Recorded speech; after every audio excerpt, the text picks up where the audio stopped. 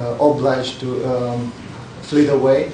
The problem is, after a few days, I found out that it's a bigger problem with the children that were kidnapped by Russian forces and moved to Russia, and it was awful. So this is all about this conference, and for the start of the conference, I will give the floor for Mr. Mihai Constantinescu, head of the Expert Analyst Unit at the Romanian Diplomatic Institute. Please. Thank you so much. Your Excellency, Madam Presidential Advisor, Your Excellency, Madam Secretary of State, Ana Tinca, Your Excellency, Deputy Foreign Minister, Mariana Betza, distinguished ambassadors, Your Excellencies, distinguished ambassadors in the audience, dear colleagues, friends, thank you so much for joining us for today. On behalf of our Director General and on the entire crew of the Romanian Diplomatic Institute, please allow me to extend our warmest regards for choosing to be today with us to attend such an important and, let's say, sensitive topic. When we started this year, we started with a very important event. We marked the 3 years of resistance of the Ukraine against the Russian invasion on the 24th of February 2022. And then we continue this, let's say, very strong relationship with our colleagues from the Ukrainian Embassy and from Ukraine with many other events. Last April, we co-organized a training course dedicated to diplomats around the Black Sea region, along with our Ukrainian friends from the Diplomatic Academy of Ukraine and Estonian School of Diplomacy. But today is totally different because the subject is very broad, very sensitive, and I would say exactly the word is tragic. It's the subject of our general audience, and to make possible such events and to make aware people into Romania, inside the Romanian society and abroad, that something awful happens next to us. When we try to assess what exactly happens in Ukraine, in general we have the tendency to talk mostly about the financial part, the let's say the artillery, the tanks, the shelling, the bombings, drones, and so on. But the tragedy, apart from this side, is what's happening with the children of Ukraine. Because when the war started, the Russian propaganda said that it would be a special operation, but in reality, when you try to forcibly displace children of a nation, basically you attack their soul and their heart. Children in general, they are the one that preserve and pass the torch from generation to generation, and are the one that inherits the values, the principle, and the core, the national consciousness of a society, of a country. So when we talk about aggression, the brutal aggression, we are not talking just about the territorial gains and let's say financial aspects that are pursued by Putin regime. We are talking about dismantling a nation by displacing their children. I will be short because we'll have a lot of content today, a lot of things to discuss. Thank you once again for joining us today, and wish to all of us to have a very thoughtful discussion and to remain with something big in our hearts after this event. Thank you so much. Thank you. Excellencies, distinguished participants of the conference, dear colleagues and friends of Ukraine. I wish to start my remarks by warmly welcoming all of you at this important conference dedicated to the topic of Ukrainian children illegally deported by Russia.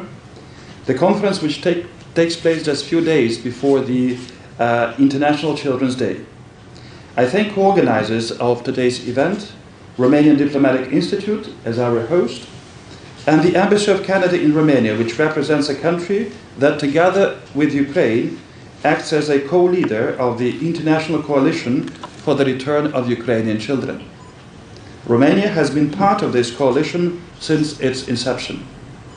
I express gratitude to all our speakers who made themselves available for this conference, and I'm grateful to high-level representatives present here today, in particular, Presidential Advisor, Luminița Dăbescu, of this conference.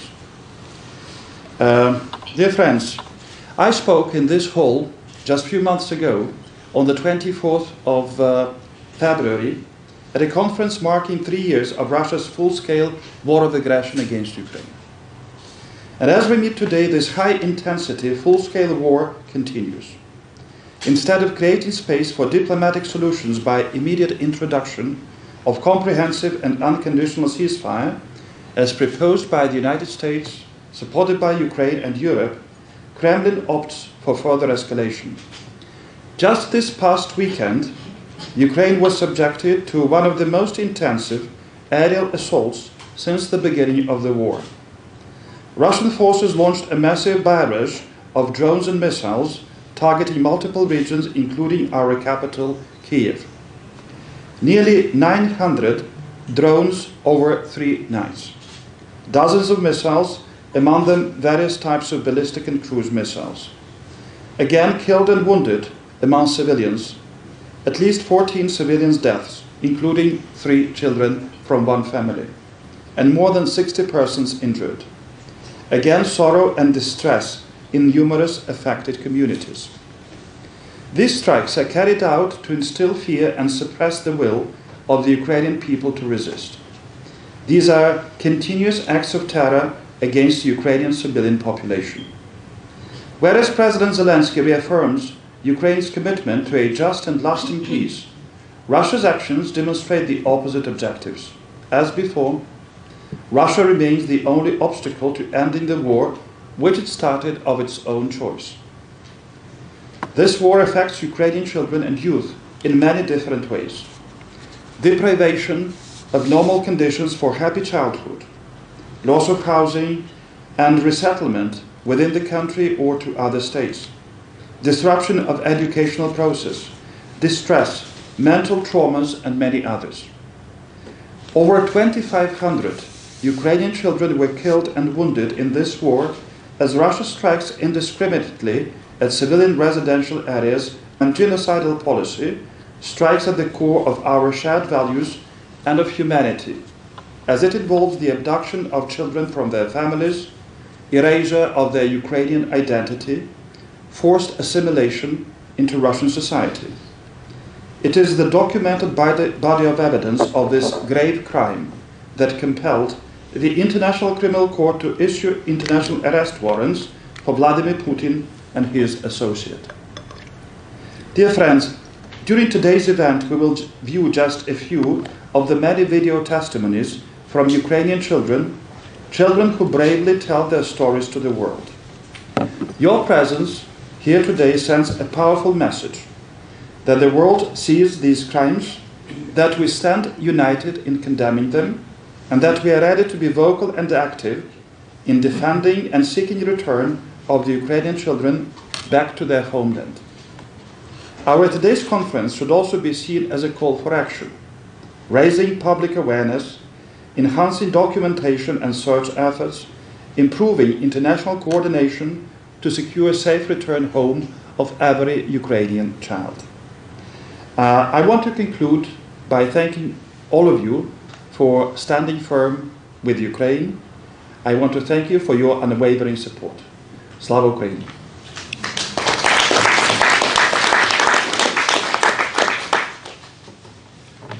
Thank you very much, Your Excellency, for the statement and for the explanation of the situation of kidnapped children.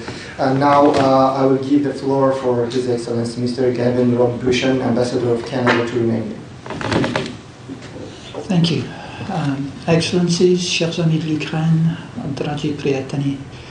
I'd like to start where Ihor left off by thanking you for coming, because this is a very important topic today, but it's not an easy one. I was at an event in Bulgaria a few months ago, and they were showing a film on the return of Ukrainian children, and there were people who left in tears, because it is very hard to pay attention to something that is this distressing and human. And the 11 years of Russian aggression in Ukraine and 3 years of full-scale war have brought countless tragedies to the Ukrainian people. Few, however, have been as heartbreaking as the loss of thousands of children. abducted by the Russian authorities to be forcibly assimilated in the land of the invader. This mass abduction has been a deliberate attack on Ukraine's future. And in the dark times that we face now, it is critical to remind ourselves and remind those negotiating peace that the fates of thousands of children hang in the balance and must not be treated as a bargaining chip. The ordeal faced by their loved ones trying to bring them back has been harrowing and the challenge daunting. Thankfully, Ukraine and the families do not stand alone. If, as the saying goes, it takes a village to raise a child, it takes a community to bring back the kidnapped children of Ukraine. That is why in February of last year, Canada partnered with Ukraine to launch the International Coalition for the Return of Ukrainian Children. Together, we have been working hard to raise awareness about the situation of displaced Ukrainian children and to help keep their plight at the forefront of international diplomacy and public policy. To that end, last October, Canada hosted a ministerial conference on the human dimension of Ukraine's peace formula.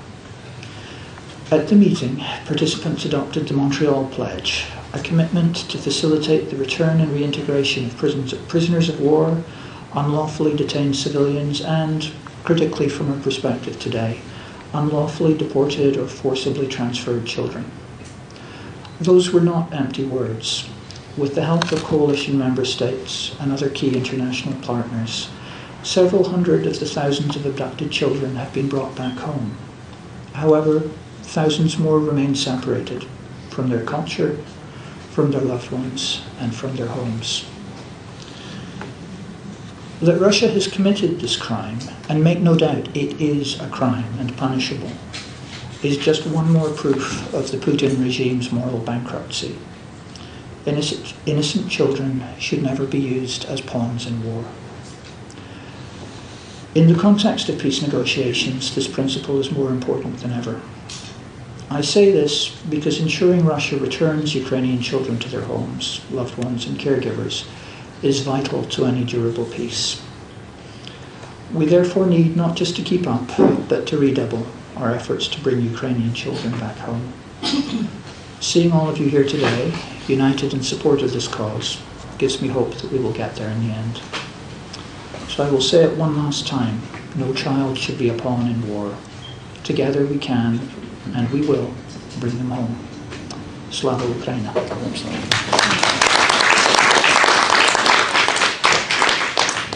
Thank you very much, Your Excellence, for such an emotional statement. Of course, more emotion has to come. Now, it's my pleasure to give the floor for His Excellence, Her Excellence, Mrs. Lumita Odobescu, Presidential Advisor. The Diplomatic Institute and the embassies of Ukraine and Canada. I'm here not only as a diplomat who supported all the initiatives related to the return of Ukrainian children, but also as a mother. And I imagine for every one of us, parents, how difficult it is to see your children in this situation. I think today we are addressing one of the most pressing humanitarian and legal challenges of Russia's war of aggression against Ukraine, which is the systematic deportation of Ukrainian children. This is not just a violation of the international law, but also a humanitarian crisis that strikes at the very heart of human dignity. This year, as Ambassador pointed out, the Russian invasion in Ukraine enters its 4th year, resulting in further tragedies and displacements. These children, torn from their homes, from their families and their culture, represent a tragedy of this conflict, but also a moral obligation to act in a coordinated manner to ensure their protection, provide the necessary support for their safe return home to their families and communities. There are horrifying examples of Ukrainian children being indoctrinated, of Ukrainian young children being enrolled in the Russian army to fight in a war against their own countries. This injustice shows, in fact, a threat that Russia's actions pose to our values and our security. And I'm speaking of our security, Ukraine included, because Ukraine's security, sovereignty, and the future of its children are tied to the of governments, of NGOs, to locate and repatriate these kidnapped children, ensuring their safety and future, while also holding those responsible accountable. And I'm speaking about what we are doing at the EU level, and I think EU is present in different initiatives, but I don't think that this is enough. We have to work more, and I think EU must leverage every tool available and ensure its voice is heard in the negotiation, safeguarding not only peace and justice, but also the future of the most vulnerable victims of this war, Ukrainian children. This is why we must acknowledge the importance of maintaining and strengthening sanctions against Russia, and we consider that these sanctions are a critical tool in holding Russia accountable for its actions. But maintaining sanctions on Russia is not just punitive, it's a necessary step towards preventing exported to Russia and Belarus or detained in temporarily occupied territory since the beginning of the war. But unfortunately, other statistics suggest that these numbers are probably higher. But behind every statistic is a child's story, a family's heartbreak, and our collective responsibility to act in order to help them. As I said, EU should stand united in this cause, but a successful approach requires commitment and cooperation of all stakeholders, as I said, from government to international organizations or local communities. We have to monitor and update our understanding of the situation, and our efforts must focus on protecting children for violence, exploitation, trafficking, ensuring practically the family reunification where is possible, unfortunately. So I shall also outline the remarkable implication of the Canadian government, and we have been very supportive of your initiative, and we will continue to do so. But despite, as you mentioned, Ambassador, despite these efforts, a lot of challenges remain, and we have to increase our cooperation and our coordination and our efforts.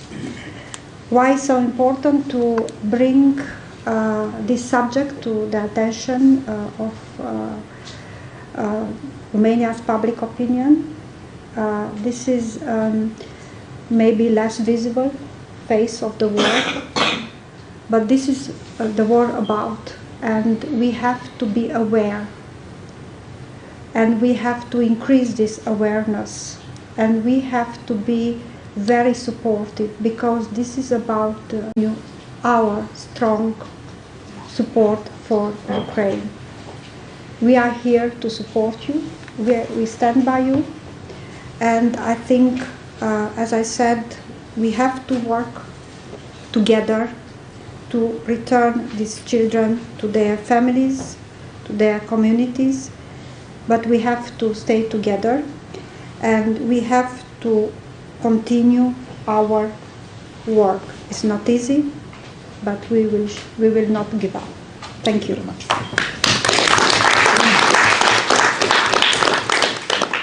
Thank you very much, Your Excellence. Thank you for bringing your personal values here, and I just want to add one thing, how we understand from you, because we have a new president, but the statement and the support for Ukraine is the same, and this is good news for us, and we understand that. Thank you very much. Now, the floor is for Mrs. Anna Cristina Tincă, State Secretary, Ministry of Foreign Affairs of Romania. Please. Thank you very much. Good afternoon, everyone. Allow me also to begin by commending the Romanian Diplomatic Institute and the embassies of Ukraine and Canada for bringing us together and for organizing this deeply troubling yet vital discussion about the forced deportation of Ukrainian children by the Russian forces and the urgent need to ensure their safe return. Your presence here and the level of interest in this topic today is both encouraging and necessary. But allow me to start by expressing both the Ministries of Foreign Affairs and my personal strong condemnation of the barbaric attack on Kyiv over the weekend, which once again resulted in numerous civilian casualties and massive destruction.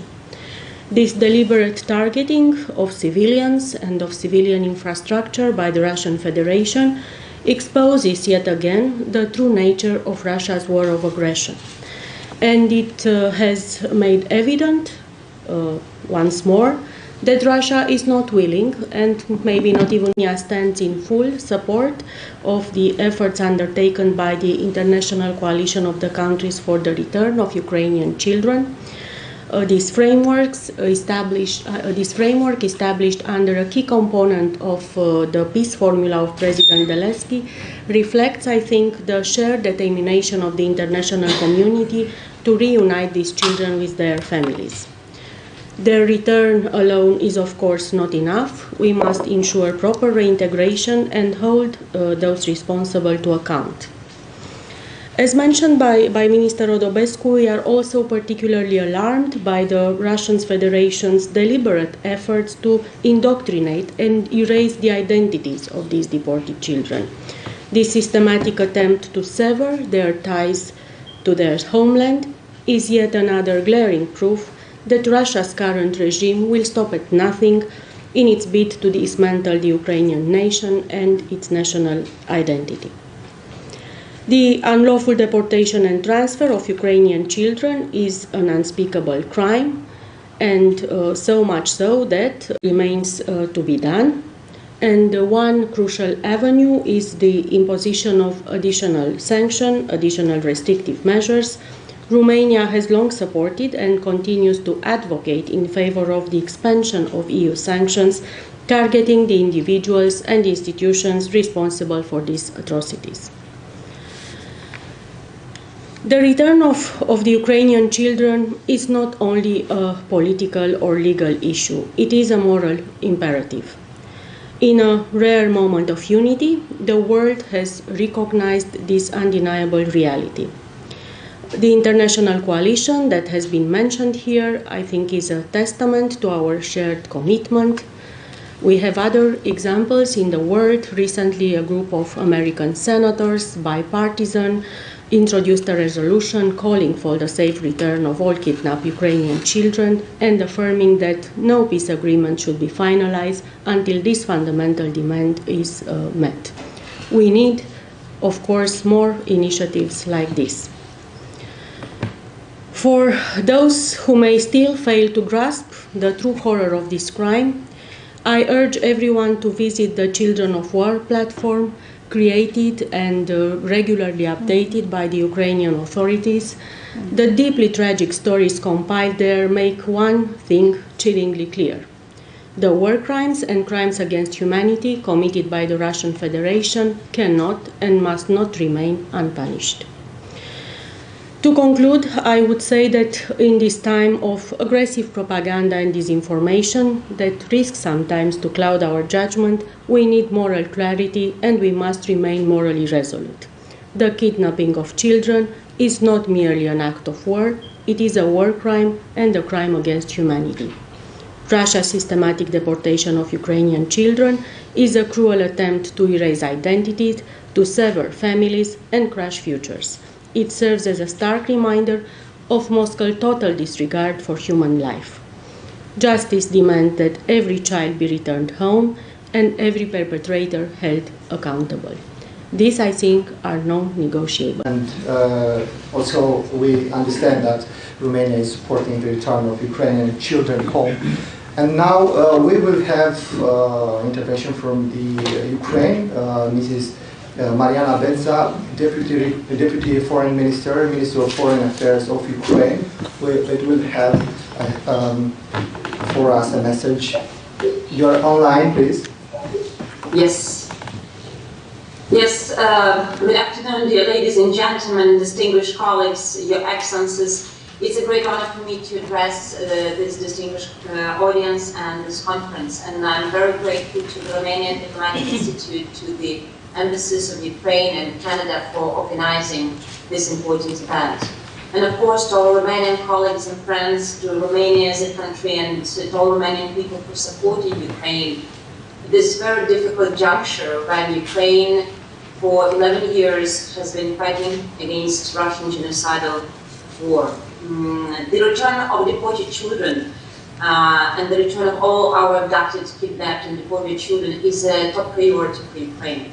But it should be also a top priority for the entire democratic community. Obviously, Russia hasn't abandoned its goals to destroy Ukraine as a country, to destroy Ukraine as a nation. And as many speakers just outlined, the situation on the ground remains very, very difficult. Russia keeps on killing Ukrainians on a daily basis, and its strategic goal hasn't changed. Its tactics might vary, but the strategic goal hasn't changed at all. And for so many years or months, it hasn't shown any willingness to even abide by the full and unconditional ceasefire as a first step towards diplomacy, towards achieving comprehensive, just and lasting peace. But any peace is not an option for Ukraine. Peace at any price is not acceptable for Ukraine. Ukraine needs a just peace, a peace which is in line with the UN Charter, in line with the core principles of the UN Charter, territorial integrity within international organized borders, sovereignty, non-violability of borders, but also the peace where justice is. What Russia tries to do to them, and does it every day, is indoctrination, Russification, forceful Russification, militarization, and actually preparing the army, a new army of Ukrainian boys already who will fight against Ukraine eventually. And these crimes are unspeakable. These are war crimes. This is genocide, which Russia tries to commit on an industrial scale. Obviously, the goal of Russia is to erase Ukrainian identity as well. This is what Russia is doing in the temporary-occupied territories, but also to our children in Russia. Many children are so-called adopted into families. Of course, it's not an adoption in a civilized world. It's an abduction. And it's definitely absolutely illegal act and war crime. Russia changes their personal data, their names, their last names. It's very difficult to trace them, especially in Russia, to identify them, and we are grateful to all international partners who support us in this endeavor. So far, we have established, together with Canada, Ukraine and Canada as co-chairs, the International Coalition for the Return of Ukrainian Children. And I'm very grateful to Canada for their opening remarks, to the distinguished ambassador, and for all the efforts that we are doing together with other participating states invested in this endeavor. Indeed, we have 41 states plus Council of Europe. We are urging other countries to join us. We are grateful to Romania for being a very active participating state, but we definitely need to do more. Return, reintegration, rehabilitation, these are the principles that we also need to pay attention to. It's not only about physical return, but also about rehabilitation of our children and their further reintegration into the society. Because after Russia has brainwashed them for many years, or many months, it's very difficult for them to come back also back home. So far, and it is an initiative on the upon the initiative of the President of Ukraine, Volodymyr Zelensky, and directed by Daria Zagiva. And this is an international organization, an important organization which tries to search, to identify our children and bring them back home. It's not an easy endeavor. And I must say that so far we managed to return, with the help of our international mediators, Qatar, the Colossi, and now we have a new mediator who is joining this endeavor, South Africa. We managed to return more than 1,300 children. But these are only one small portion of the children that are still kept in captivity in Russian Federation, but also Russia continues to abduct and deport our children. And definitely the responsibility should be there. We need to raise awareness for these crimes that Russia commits on industrial scale. We definitely need more acts of the parliaments of different countries urging Russia to unconditionally release each and every child, because children are non-negotiable. Children cannot be a bargaining chip. They should be returned prior to any peace deal. And this is an imperative. As many speakers said today, it's not only a legal imperative, it's a moral imperative. It's about humanity, it's about human dignity.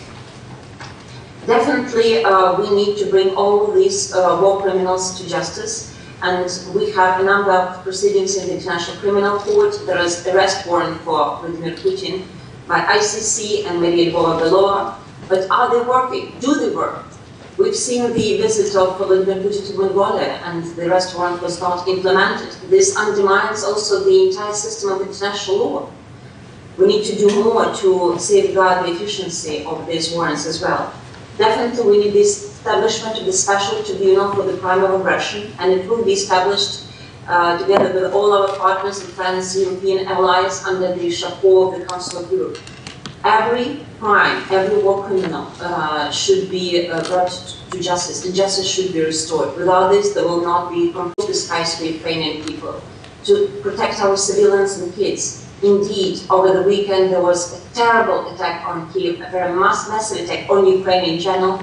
But I can say even for Kiev, it was one of the biggest attacks, combined attacks against peaceful civilians. And then I was watching the news and I could see that one family lost 3 siblings, and entire families gone, almost. You know, I cannot explain the grief of the parents who lost 3 children in one moment, just peacefully sleeping in their homes. And this is truly devastating. I mean, no parent should be separated from the kids, no parent should bear such losses as burying their kids, young kids who had their whole life ahead of us. Definitely we need more sanctions on Russia. We're grateful to the EU partners for the 17th package of sanctions. But you know, with all sanctions, it always comes a bit with the delays, and we need more sanctions from other partners as well. We need to keep this transatlantic unity, to exert more pressure on Russia, and to say that children are non-negotiable. They need to return not only prisoners of war, not only legally detained civilians, but also each and every child. Declarations are not enough at this stage. Condemnation is not enough at this stage. Actions is the best answer, and we definitely need to do more as an international community to bring Russia to responsibility, but also to safeguard that each and every child is back home and reunited with their families and their parents. And I would like to thank once again for the organizers and for raising awareness of this issue. It should not just drift away from the radar of our international news. This should be a top priority for everyone. Thank you so much, and Slava Ukraini.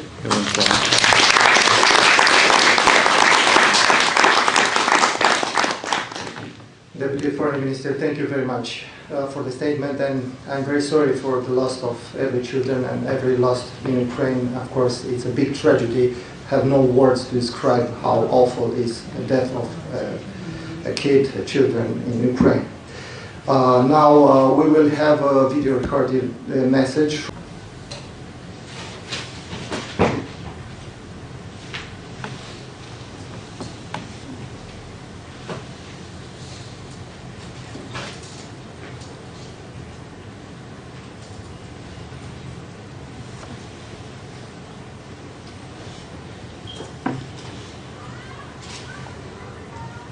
Excellencies, dear colleagues.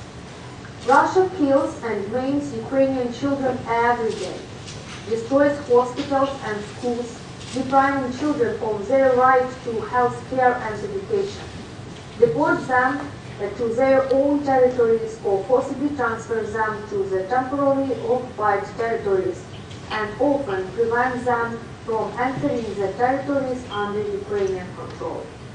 Russia also tries to erase the Ukrainian identity of children under occupation and those who are deported or forcibly transferred, while also conducting mass campaigns to militarize minors. The Ukrainian prosecutors, as of the 27th of May 2025, at least 630 Ukrainian children were killed and 1,960 were wounded by Russian aggressors. The figures are not final, as the court continued to establish the numbers in areas temporarily occupied by Russia. 19 cases of sexual violence against minors have been recorded. These are not just numbers. Each of them is a tragic story of a family and loved ones. One of such stories happened just a few days ago. 3 siblings were killed in Russian attack on Zhytomyr Oblast on the night of 24th-25th May. Russian combined attack killed 3 children from the same family. 8 years old Stanislav, 12 years old Tamara, and 17 years old Roman Martinu. Their parents were injured in the attack and are currently in hospital. The children's mother sustained severe injuries, but she alive, and her children killed. Just imagine how she could live after this. This is just one story among thousands of other stories. And most importantly, behind each of these stories is a war criminal implementing such policy. Even for girls and boys who have escaped their physical harm of shelling, the losses are deep and lasting. Their homes and families, schools and kindergartens, playgrounds and stadiums were damaged or destroyed. Their childhood was destroyed. Each of 7.5 million Ukrainian children who lived in Ukraine before the 24th of February 2022 were affected by this horrible war.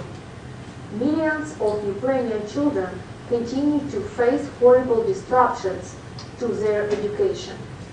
For example, in Zaporizhia and in Kharkiv, Ukraine's Education and Science of Ukraine, to date almost 4,000 educational facilities across Ukraine have suffered bombing and shelling, and 371 of them have been destroyed completely.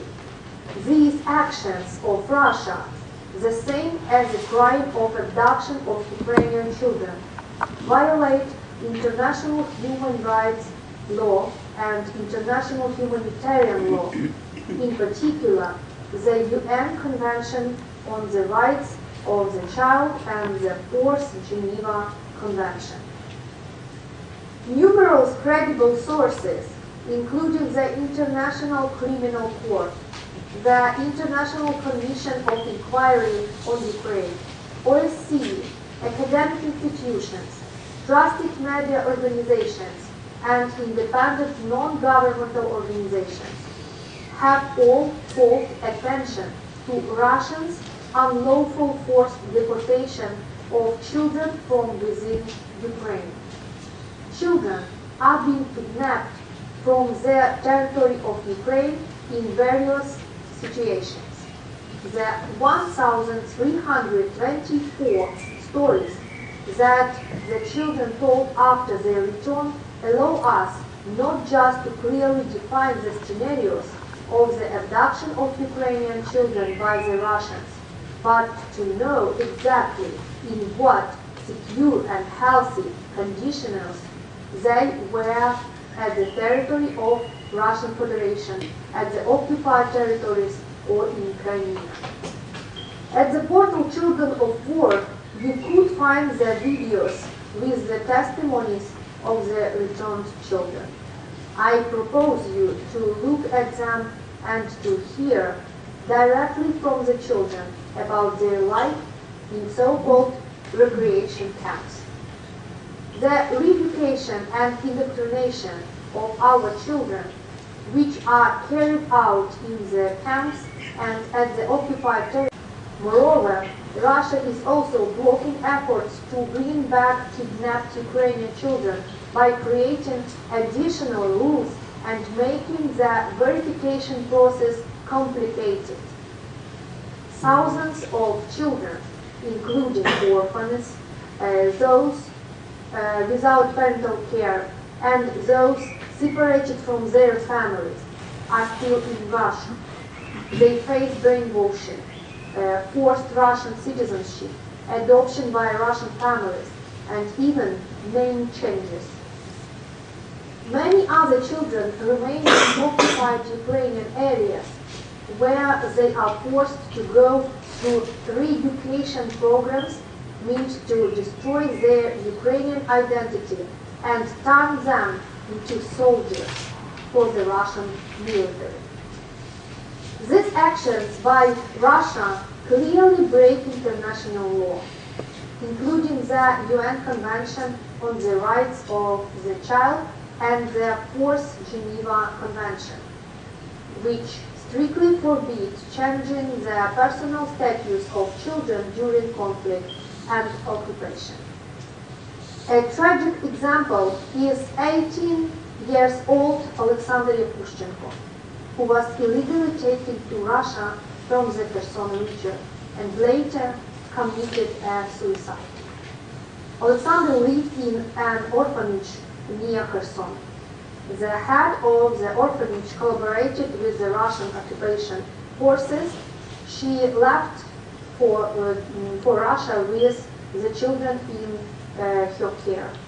The 18-year-old boy ended up in a foster family in the Krasnodar region. Just before his suicide, he recorded an audio message for his friends saying that, quote, "No one needs me," and that if I hadn't come to the Krasnodar region, there wouldn't have been any problems. This is what happens with Ukrainian boys and girls in Russia, is committing crimes beyond war crimes.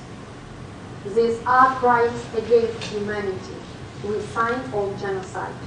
We urge all countries all around the globe to keep pressing Russia to follow international laws on humanitarian and human rights, to stop all violations against children in Ukraine, and ensure the safe return of all Ukrainian children illegally held by Russia.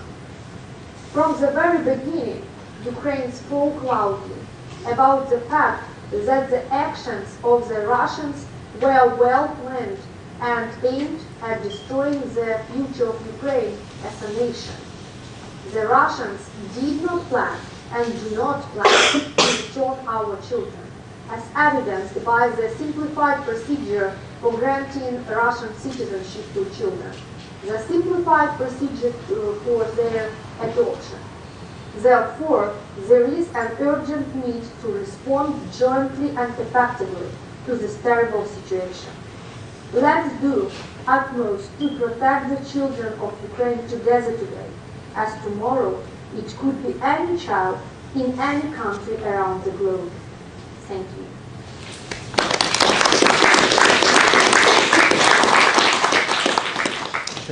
Thank you very much, Herasimchuk, advisor of Ukrainian President Volodymyr Zelensky, a strong voice that helps children to return to Ukraine.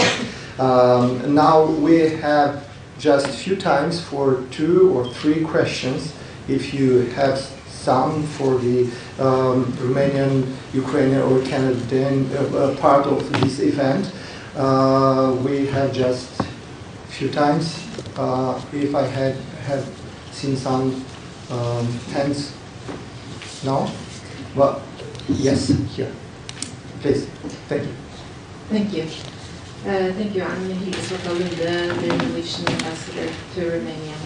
Just first I want to thank on international law and on humanitarian law, as well as display of what my Canadian colleague here said, the total moral bankruptcy by the Russians.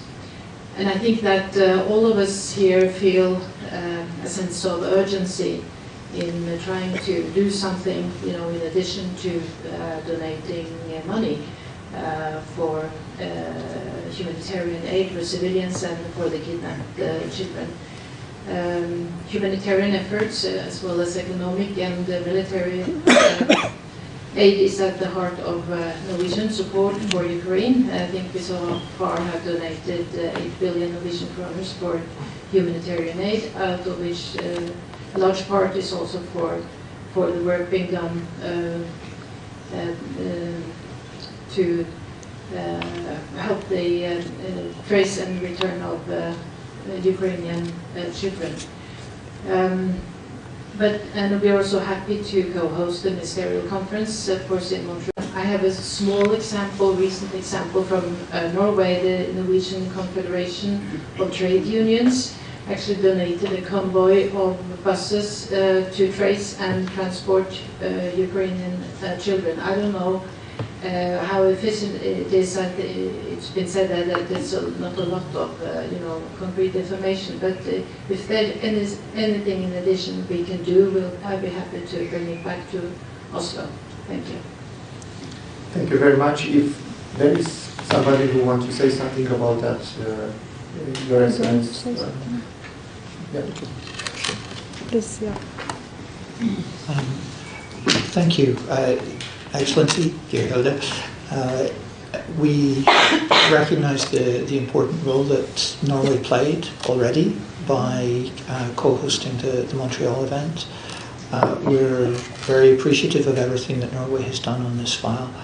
I think going forward, the most important thing is to keep it at the forefront of people's attention, to make sure that this is something that is in the media, that's brought to public awareness, because the Russians are trying to normalize something that is abhorrent. They're trying, through persistence, to hope that the West is just going to forget that this is a crime, to forget that this is wrong, because it's not new for the news cycle, it's a recurrence. So I think it's up to all of us to make sure that this stays firmly on the agenda, and that periodically at events like this and through whatever other means are available, we bring it forward to public attention, we refresh it, we give it individual human stories that remind everybody of exactly what's happening here and why it is both an illegal and an immoral act that's taking place as we speak. And of course also money helps too. The facilitators, countries like Qatar and South Africa are playing a great role, but logistics takes funding, so that's very high on our agenda, not only at the level of international meetings, but also in the attention of our public opinion. Because just imagine, sometimes we have to be very blunt. What is the life of Ukrainian children? I mean, or Ukrainian parents, let's put it like this. You have, I mean, your child could be killed, could be kidnapped, or you have to live with the family. Children has every night to run to the shelter. They have to, as I said, to leave Ukraine. During the school classes, I don't know, maybe a drone or a missile could attack the school. If you are in hospital, the same. So this is the life or normal life, sorry to say this, yeah, of an Ukrainian children. So we have to be very aware what is the war about and what are the consequences of this war on the children. Then secondly, of course, we have to continue to support Ukraine on this specific topic, to support Ukrainian authorities, different ministries, different organizations, financially, but also with other available tools, let's put it like this. Sometimes we have to use, IT tools in order to help Ukrainian authorities to identify the children. But as I said, it is a joint efforts at the international level. We have to keep the pressure on Russia with sanctions as well, because sanctions have consequences on Russia. So we have to keep adopting and putting into practice different sanctions, working with international organizations, working with different international actors who can help. This initiative is one of them, but also we have seen other countries being very much involved in helping. So obligation, let's put it like this, because the law was not observed by Russia, but it's a real moral obligation for all of us. So let's continue discussing, let's continue bringing this issue very sensitive to our attention, to the public attention, and let's work together as governments and international institutions to bring these children back home. Thank you. Thank you very much. We will move forward to this event if there is no willing to have a speech, because we will have a projection of a series of interviews with Ukrainian children. I will kindly invite you in the room to see some testimonies of children prepared to be shot of their stories. I have some shows on the table, and after the projection of series of interviews with Ukrainian children, we will have next panel with the guest that I will present later, and after that we'll have a Q&A session.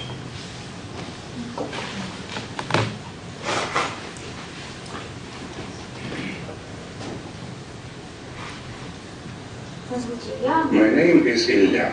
I'm 11 years old, but at that time I was 9. I live in Mariupol with my mother and brother. Well, used to live. Before the war, everything was fine. I had a good mother, a good school, friends, and a home. In general, my city was cool. At first, everything was relatively quiet, and then the explosion started. And after that, I realized that the war had already begun. Once we went to a neighbor's house to hide for the night, because our house was hit by a rocket, and it was no longer possible to live in it. And then there was a boom. I was injured here, here, here, and my mom was hit in the forehead. I realized that my mom was dead when this neighbor came to her and took her pulse. And after that, we all knew that my mother had died. I more or less managed to hold myself together, but it was very painful. Mentally, it hurt me much more than the pain injury brought me. The neighbor buried my mother in our own yard, behind our own house. They didn't just kill my mother, they literally did not only give her no chance to survive, but gave no chance to all the people in Mariupol. They treat civilians as if they were some kind of main enemy of peace. I stayed with the neighbors in that house for a while, but it was not easy. It was done without anesthesia. Despite the fact that I had a serious injury, in that hospital they still tried to, well, make me into a kind of propaganda tool. I was taught to write in Russian, And one day my doctor came to me and said that now you will not say glory to Ukraine, but glory to Ukraine as part of Russia. This was probably one of the methods of zombification. But I'm not the one to be duped so easily. Коли почалася повномасштабна війна, after the full-scale war started on the 24th of February, I had contact with my daughter until the 2nd of March.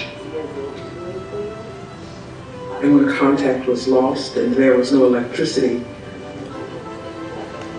my son in Austria had already found a video for me from the Russian Federation, where Ilya was admitted to a hospital, a trauma center in Donetsk. And he sent me this video, and I learned that Ilya was alone in the hospital. My daughter had been killed. I realized that my daughter could no longer be brought back. And I realized that Ilya had to be freed from Donetsk. And then I'd already begun to dream about how it would be.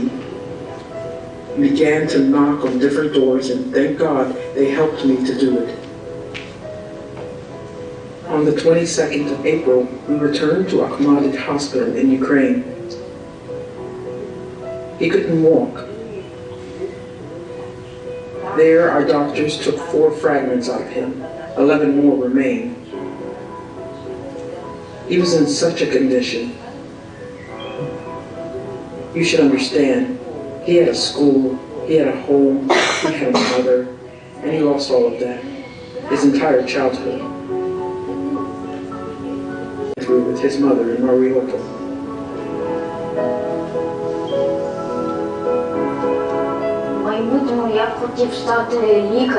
In the future, I would like to become a doctor, so that I can be the same as our guys on the front lines, combat medics and ordinary ones.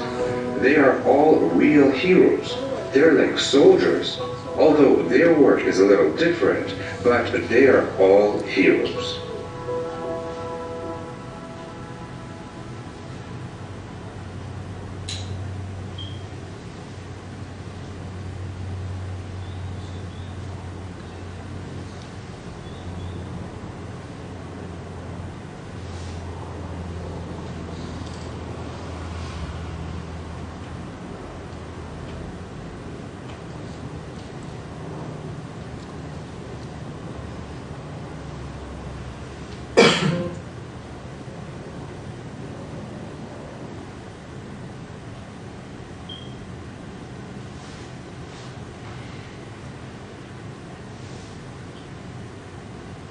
У нас в сім'ї взагалі 6 дітей, а ще 2 під опікою.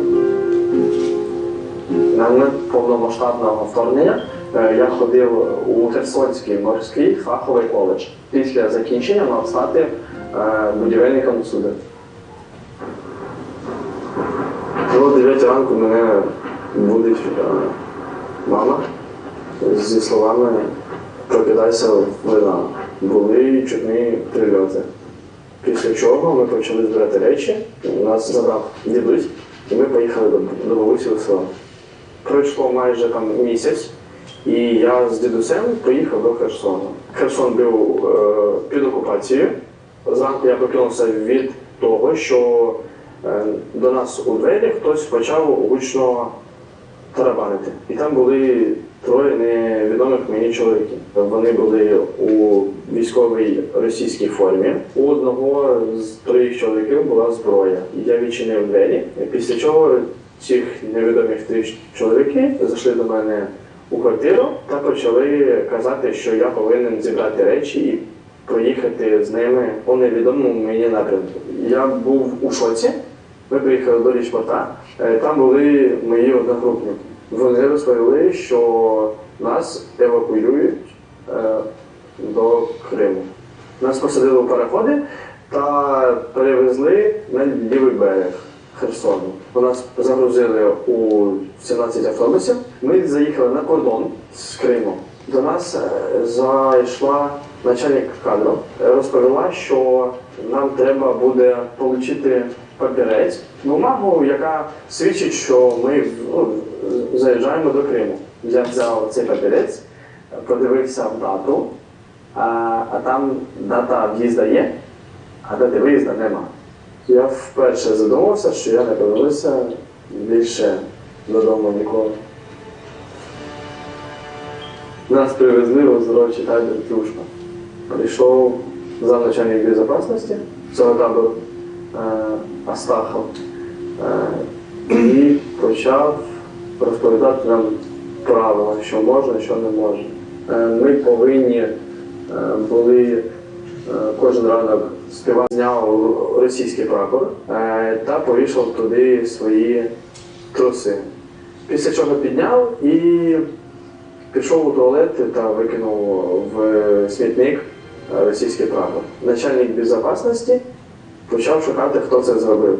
Був один хлопчина, який розповів Астахову, що це зробив я. Астахов прийшов зі старшим вважатим до мене і сказав мені, що я повинен бути покараний. Два варіанти – психлікарня чи на 5 днів в ізолятор.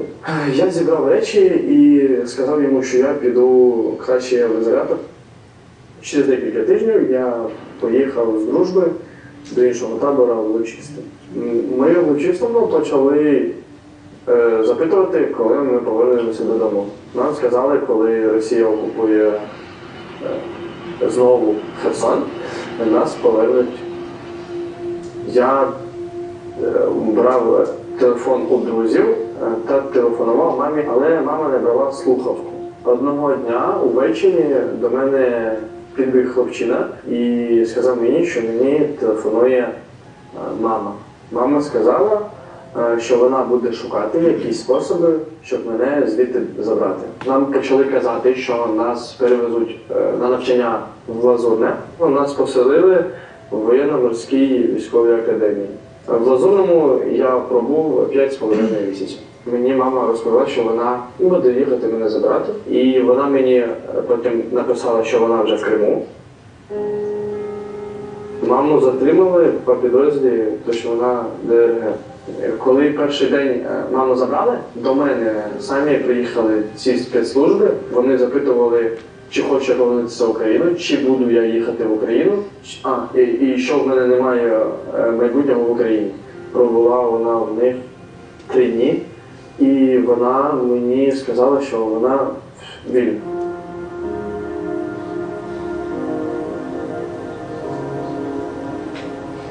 Десь через тиждень я своє майбутнє з Росією, моє майбутнє – це Україна, і я хотів би будувати своє майбутнє саме в Україні.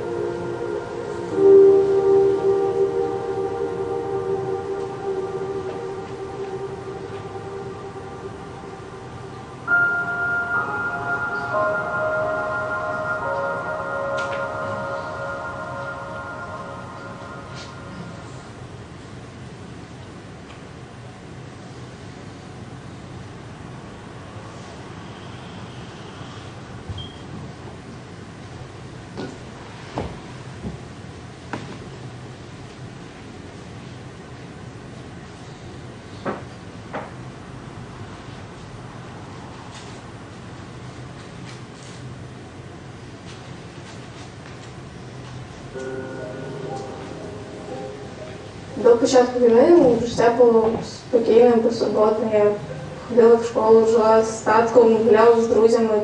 Все добре було. А після того, як почалась війна, все змінилось. Когда Кире было 10 днів, мама померла, і Киру виховував мій син Євген. Перші вибухи я почула, коли їхала в школу. Перші дня 3 ще була вода, газ, зв'язь, отоплення. Потім це все почали вимикати. Ми почали готувати їжу на вулиці, на кострі. Через 1,5 тижня нам запропонували перебратися в частний дом, де була печка внутрі, і можна було не готувати на вулиці, і вдома було тепло. Ще там був погреб, в якому можна було сховатися. Ми зранку встали і почали збирати речі. Ми повинні були вже виходити з квартири, і тато з його дівчиною, вони пішли на балкон за рештою продуктів. І я не хотіла в це вірити, про це думати.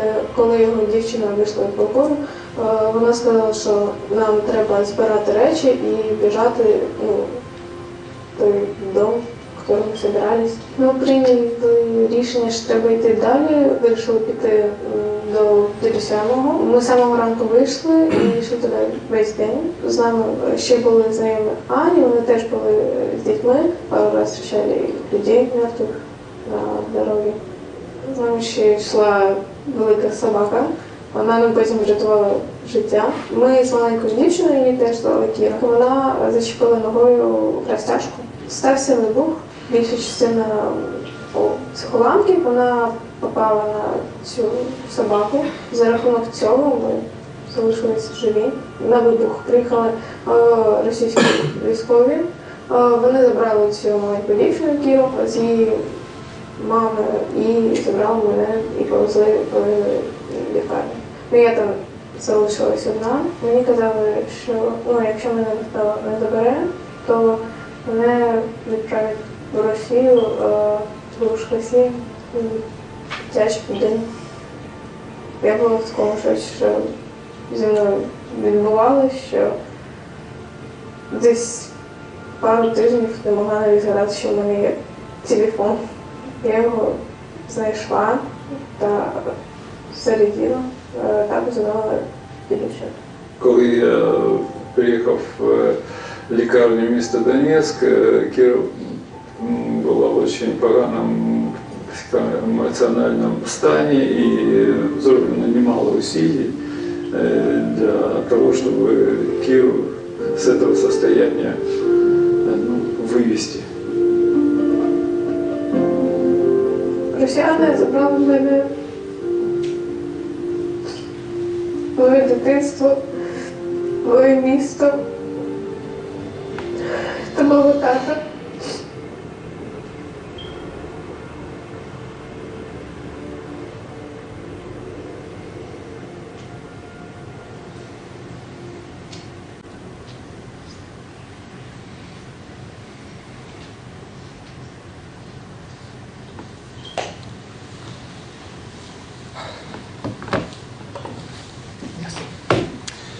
Thank you very much for this testimony. It's a very hard moment to speak, but we'll try to carry on and move on. I would like to invite here in front of you Ms. Renatu Weber. Weber is the Romanian ombudsman. Also Mrs. Angela Gromada, General Director of Expert for Security and Global Affairs. Also Mrs. Laura Valdi, coordinator of the Refugee Child Protection Program, Save the Children Romania. Of course, we will have video connection with Mr. Radu Horsu, is presented here as a war correspondent in Ukraine, but for sure he wants to be present as a friend of Ukraine, and of course you know him very well. And we'll start this panel, of course, by giving the opportunity. Indeed, it's difficult to recover and to continue to speak after these testimonies of these kids. But I think it's necessary to do it. Your Excellencies, dear friends and colleagues, first of all, I would like also myself to thank the organizers for the invitation and to mention that by participating in this event, the People's Advocate, this is the Romanian name of the ombudsman, ombudsperson. Anyway, we firmly reaffirm our support for the cause of Ukrainian children illegally deported and forcibly displaced by the Russian Federation, and at the same time its solidarity with the Ukrainian people. The People Advocate institution stands with Ukraine and joins in the efforts to defend freedom, independence, as well as the democratic values and the key principles enshrined in the United Nations Charter.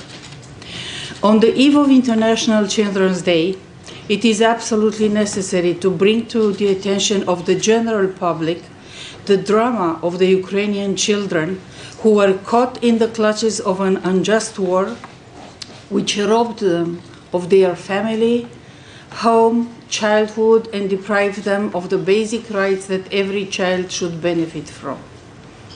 No child should know the horrors of war and be caught in an armed conflict that threatens their existence every day, endangers their physical and psychological integrity, and transposes them into a world of horrors in which the term humanity is only illusory. This war has caused numerous victims among children, noting that the number of deceased and injured children is increasing every day. Unfortunately, at the same time, the fate of many Ukrainian children remains uncertain, as they are exposed also to the most diverse dangers, from exploitation to abuse or trafficking. We have to strongly say that using children as tools during a war is unacceptable, and it is not justified in any way. The best interest of the child, it is necessary to remain united in our determination to ensure that no child is forgotten and that no effort is in vain to bring children back to Ukraine. In Romania, the Children's Advocate, which is part of the People's Advocate institution, acts to promote and protect the rights of children up to 18 years of age, supports and encourages the respect and the promotion of children's rights under the terms of the legislation in force and the UN Convention on the Rights of the Child, to which Romania has been a party since 1990. The participation of People's Advocate institution in the works of the International Coalition and adherence to the guiding principle of the Joint Declaration on the creation of the International Coalition for the return of Ukrainian children represents a firm commitment to respecting the rights of the child, the principle of the best interest of the child, and the fundamental values related to respect of human rights. We also want to point out that since the beginning of the humanitarian crisis triggered as a result of the war that broke out in Ukraine, the People's Advocate has been involved through available legal levers in order to respect the rights and freedoms of foreign citizens, including those of minors who entered Romania. At the level of our institution, a working group was formed to monitor the respect of the rights of Ukrainian refugees, which through specific legal instruments intervened in all cases it became aware of or were brought to our attention. The website of our institution contains a series of actions undertaken in this regard, from written notification addressed to the authorities to investigation and visit carried out, meeting and participation in group established exclusively for the defense of the rights and freedoms of Ukrainian refugees. Regarding children, we specify that the People's Advocate proceeded ex officio on several occasions and has held, such as the National Authority for the Protection of Children's Rights or the General Inspectorates for the Emergency Situation. It is well known that the Romanian state has shown its solidarity with the Ukrainian people and has intervened without hesitation in their support, state authorities and public institutions intervening promptly, I dare to say, with an unprecedented general mobilization to respond to the needs of Ukrainian citizens who came to Romania or simply crossed the country, and at the same time to ensure the respect of their rights and freedoms. Moreover, this solidarity was also embraced at the level of civil society, NGOs, and ordinary citizens. Thus, in fulfilling the specific mandate in the field of protection and promotion of children's rights, the Children's Ombudsman, together with the People's Advocate, expressed concern about the situation of Ukrainian children illegally deported or forcibly displaced by the Russian Federation. Coalition for the return of Ukrainian children illegally deported and forcibly displaced by Russia from the temporarily occupied territories. And we strongly reaffirm on this occasion our commitment to the common goal of international coalition for ensuring the safe return in Ukraine of children, at the same time for their reintegration. Romania got involved and supported the activities carried out under point number 4, release of prisoners and deported persons, established under the aegis of the peace formula advanced by the President of Ukraine, Mr. Zelensky, and the initiative of Bring Kids Back Ukrainian Task Force. According to official data, as was said previously by the other speakers, the number of children illegally deported or forcibly displaced by the Russian Federation seems to be more than 25,000. But who knows the real dimension, because such a tragedy cannot be accurately reflected due to the conflict situation. What we know is that to the date, through the joint effort of international partners, approximately more than 1,300 Ukrainian children have been recovered, but so many others still remain outside Ukraine. We note that the materials presented by the international coalition indicate a dramatic situation of Ukrainian children as they are exposed to a true genocide. And I'm having here in view the white paper Safeguarding Children from Forced Transfer and Deportation, document prepared by experts from the Bring Kids Back Ukrainian Task Force, or the special report prepared by the Ukrainian Ombudsman, my colleague and friend, Mr. Dmitry Lubinets, cross-pollinated Russia's systemic policy of destroying children's Ukrainian identity. This special report presents a long-term consequences for Ukrainian children illegally deported and forcibly resettled to the Russian Federation human rights activists. Approximately 1,600,000 Ukrainian children are in the territories of Ukraine temporarily occupied by the Russian Federation. And this special report was based on the experience of children who survived deportation, and we just witnessed some of their testimonies, who are subject to militarization, re-education, and coercive practices aimed at destroying their national identity.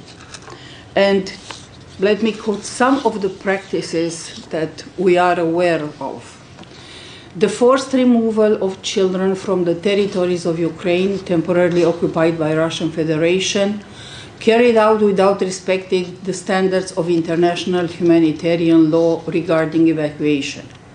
These reasons invoked in the case by the Russian Federation is related to the security of persons and military reasons. Secondly, the introduction of Russian education standards in the occupied territories is an aspect that flagrantly contradicts the obligation of the occupying power in relation to the need to respect the rights of the child regarding the preservation of their identity. Thirdly, the militarization of Ukrainian children, which violates the ban on military service and military propaganda among children. Fourthly, forced change of citizenship of the children. Fifthly, the placement of Ukrainian children in the families of Russian citizens, which violates the prohibition on changing the civil status of children. Also, this document presented a set of practices of erasing the identity of Ukrainian children carried out by the Russian Federation through changing the names, issuing new identity documents, changing the date of birth, moving children to different locations for their re-education and militarization, using adoption, conditioning access to food, to medical service and education on holding a Russian passport. These policies and practices are clearly validate the proper working of all institutions devoted to care and education of children. We just heard how this was not at all respected. Or another provision, the occupying power shall take all necessary steps to facilitate the identification of children and the registration of their parentage. It may not in any case change their personal status nor enlist them information or organization subordinated to it. Should the local institution be inadequate for the purpose, the occupying power shall make arrangements for the maintenance and education, if possible, by persons of their own nationality, language, and religion. None, but absolutely none of these words were not respected, have not been respected, because it's still happening as we speak. Thus, according to this special report, it was noted that despite international regulation, the Russian Federations continue to systematically implement Syrian law, international criminal law, international human rights law, and related aspects of the UN Children and Armed Conflict agenda. We can conclude that we are currently witnessing one of the most tragic large-scale crimes of the 21st century, the deportation of children, and the entire world should be aware of this. It is our common duty to spread the word, as I'm afraid that people are still not aware of the tragedy that is going on in relation to these children. But it is also our common duty to fight for the return of these children. And let not forget that the perpetrators must pay. Thank you. Thank you very much, Mrs. Renate Weber, Romania's Ombudsman. I would just want to show you something, Angela. This is a brochure. You can find here some QR code.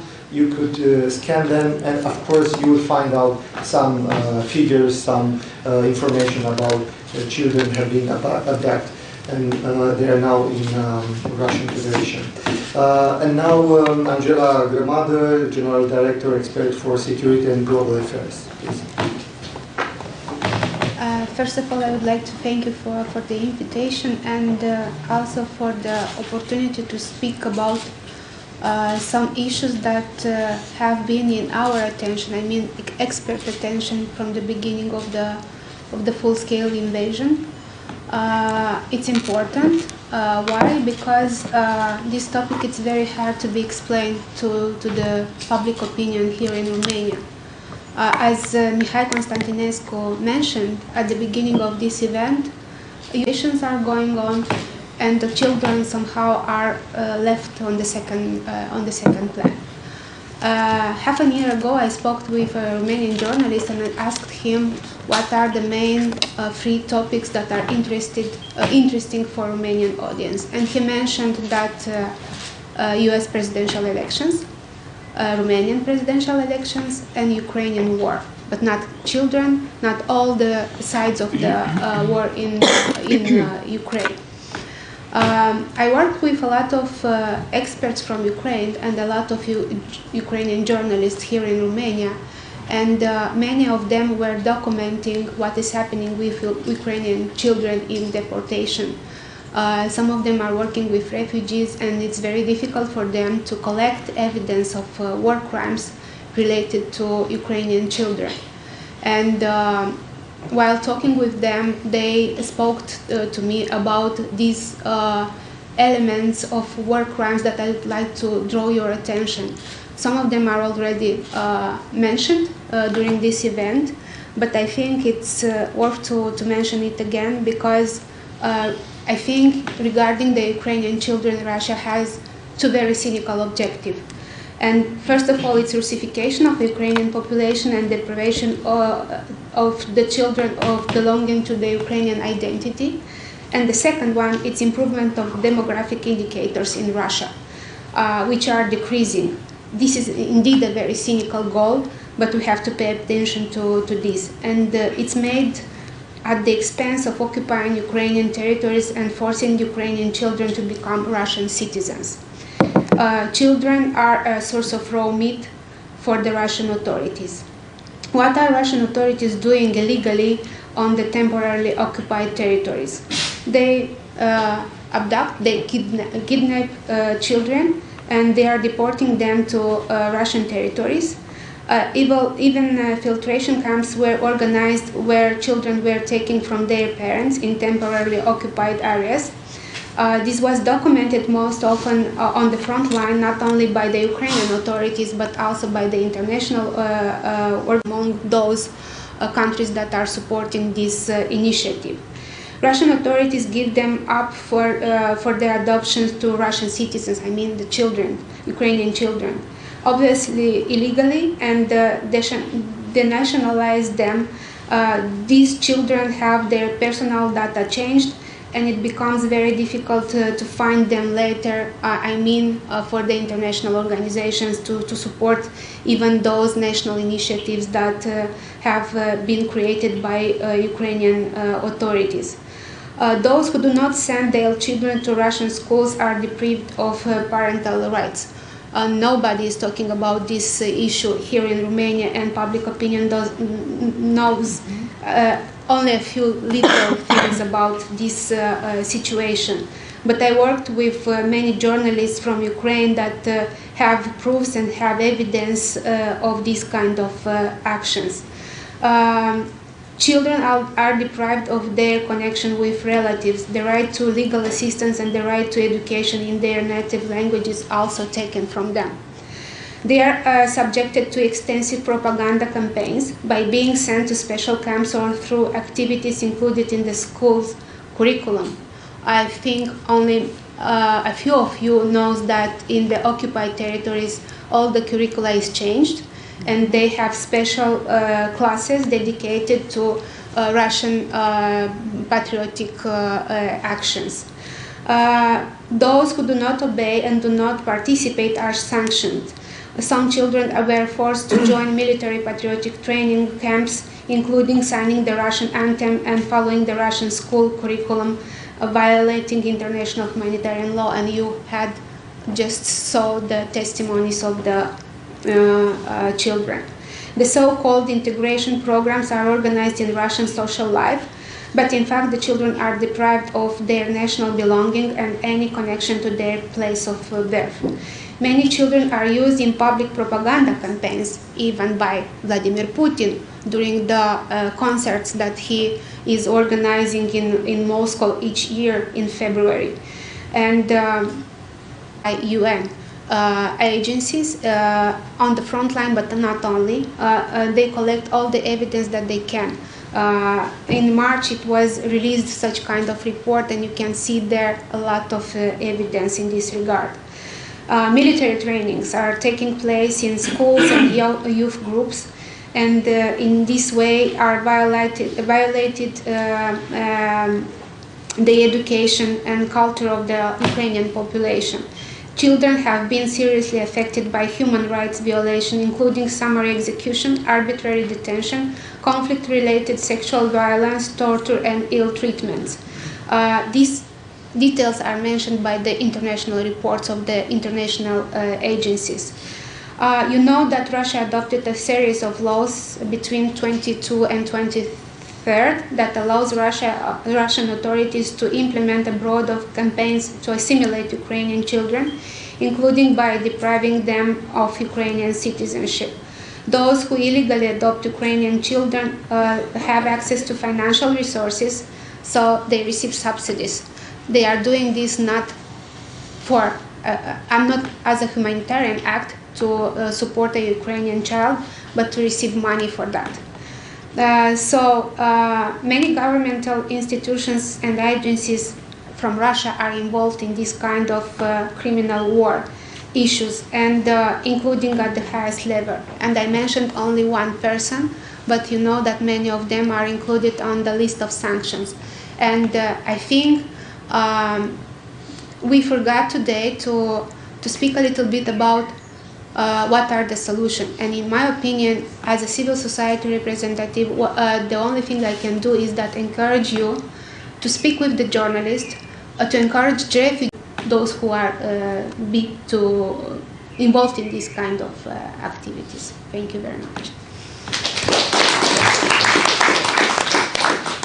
Thank you very much, Angela Gramada, for this statement. Of course, the children have no voice, and we should be the voice of children who have been abducted to Ukraine. And now the floor is for Mrs. Laura Varoni, coordinator for the Refugee Child Protection Program, Save the Children Romania. Your Excellencies, distinguished guests,